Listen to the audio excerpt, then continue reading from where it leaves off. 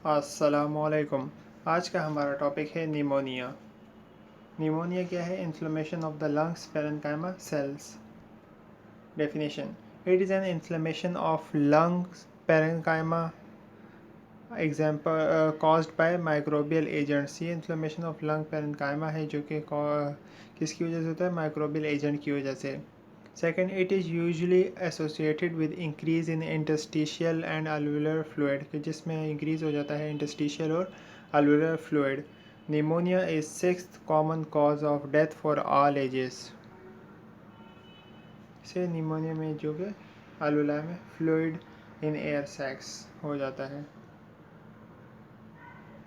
Classification इसकी दो होते मेन हैं, ब्रोंकोनिमोनिया एंड लोबर निमोनिया।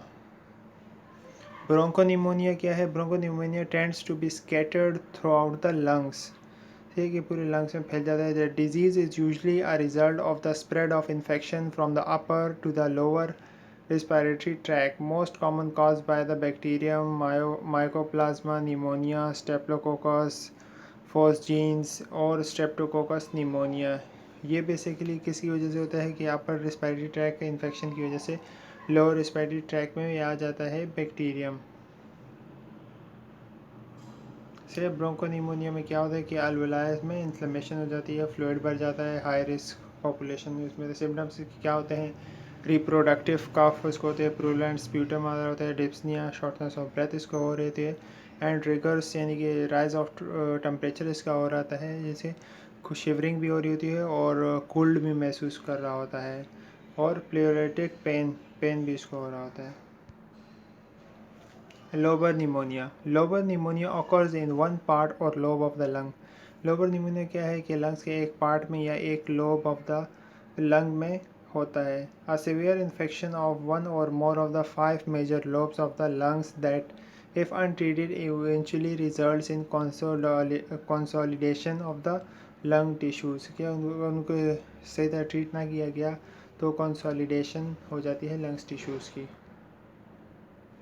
से, कि जिसमें हमारा लंग्स का एक लोब जो कि lower lobe of the left lung Streptococcus pneumonia की वजह से एक लंग का पार्ट अफेक्ट कर जाता है तो वो लोबर निमोनिया कहलाता है। कॉजेज़ इसके क्या होते हैं? There are many causes of pneumonia include bacterial pneumonia की वजह से mycoplasmic pneumonia, fungal agents, protozoa, और निमोनिया में आल्सो रिजल्ट फ्रॉम एस्पिरेशन की वजह से, और aspiration of food, inhalation of toxic chemical, smoke and dust. Pathophysiology: this condition may have a part of the lung being affected, and in some cases of pneumonia both lung are affected, which is very dangerous। कि basically ये क्या है कि जिसमें हमारे lung होते हैं वो अफेक्टेड हो जाते हैं ये इन्फेक्शन की वजह से बैक्टीरियम के। The condition whereby both lungs are affected is known as bronchial pneumonia. जब दोनों लंग्स अफेक्टेड होंगी तो उनको ब्रोंकियल निमोनिया कहा जाएगा। Usually be caused when some harmful bacteria and viruses gain entry into the respiratory tract, hence causing infection within the system। से ये किस वजह से होता है? बैक्टीरिया या वायरस हमारे रिस्पायरेटरी ट्रैक में आ जाए और इन्फेक्शन कॉज करे तो वो सिस्टम ख़राब कर देता है। सही है। इस तरह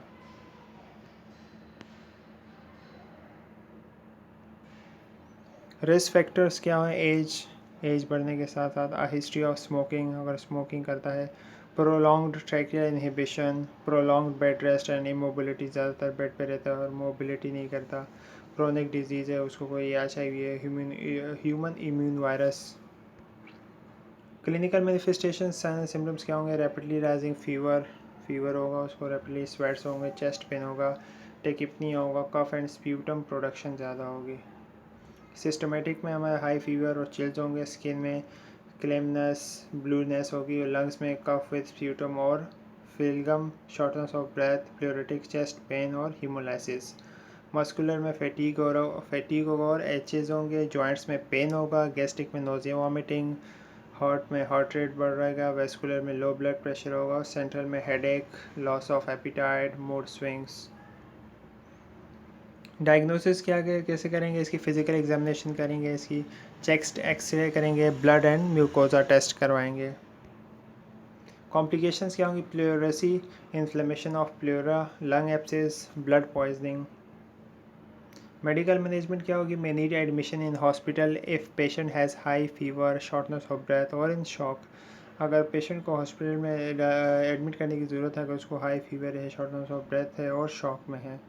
bed rest pain are usually sufficient for mild uncomplicated cases. Antibiotic therapy से भी करवाते हैं, या पोस्टुलर ड्रेनेज जो उसके फ्लूइड भरा होता है वो ड्रेन करके निकाल लेते हैं, या ब्रोंकोडायलाइटर मेडिकेशन और उसको देते हैं। नर्सिंग इंटरवेंशन हमारी क्या होंगी, maintain a patient airway and adequate oxygen, patient का एयरवे क्लियर रखना है और एडिक्वेट ऑक्सीजन उसको देनी है।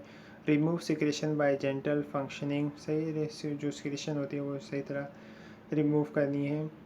Rehydration patient by giving I fluids, patient को हाइड्रेट रखना है, उसको आई फ्लूइड्स देते रहते हैं। इंक्रीज फ्लूइड इंटेक, पेशेंट को बोलना है कि ज़्यादा फ्लूइड इंटेक करें। Explain our procedures to the patient and family, example postural drainage investigation sampling, सही पेशेंट को उसको प्रोसीजर बताते हैं पेशेंट को और उसकी फैमिली को, ताकि उसको पोस्ट्यूरल ड्रेनेज किस तरह होगा, जो उसके लंग में फ्लूइड जमा होगा वो किस तरह ड्रेन करके निकालेंगे। इन्वेस्टिगेशन या सैम्पलिंग के लिए कुछ निकालना है तो वो भी पेशेंट को पहले बताना होगा और पेशेंट की फैमिली को भी। बैलेंस डाइट देंगे, मॉनिटर वाइटल साइंस करेंगे, caring out precautions during, precautions करेंगे जब उसको मेडिकेशन देंगे, डोज देंगे और कौन से रूट से देना है। Thank you, hope you like it.